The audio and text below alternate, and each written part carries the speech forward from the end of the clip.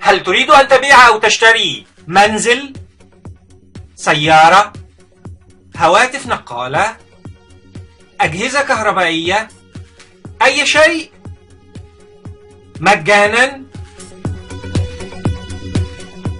الحل سيلت فور مثل الوسيط ولكن مجانا.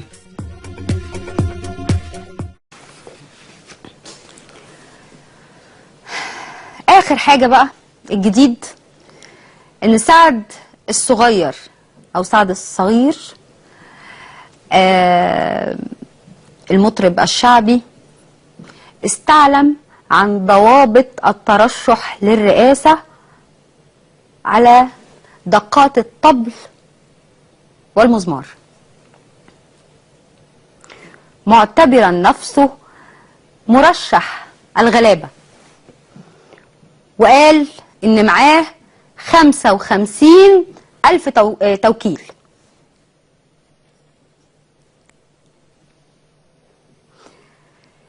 طيب، مطرب الحنطور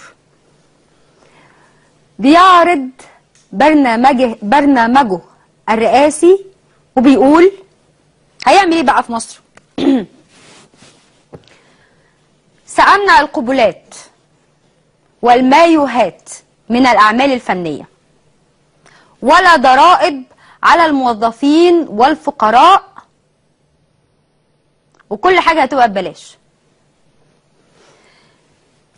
تفاصيل الخبر بتقول استعرض المطرب الشعبي سعد الصغير واللي رشح نفسه لانتخابات رئاسة الجمهورية برنامجه الانتخابي، وقال انه في حالة فوزه بالرئاسة هيعتزل الغناء وهيتفرغ للعمل السياسي والحل مشاكل البلد.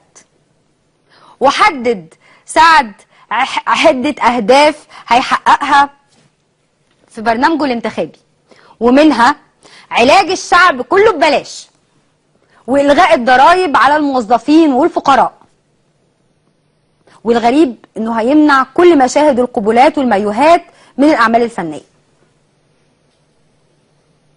أنا سعد الصغير على المستوى الفني يعني مطرب شعبي فني زي الفل، لكن رئيس جمهورية أفهمها ازاي دي بقى؟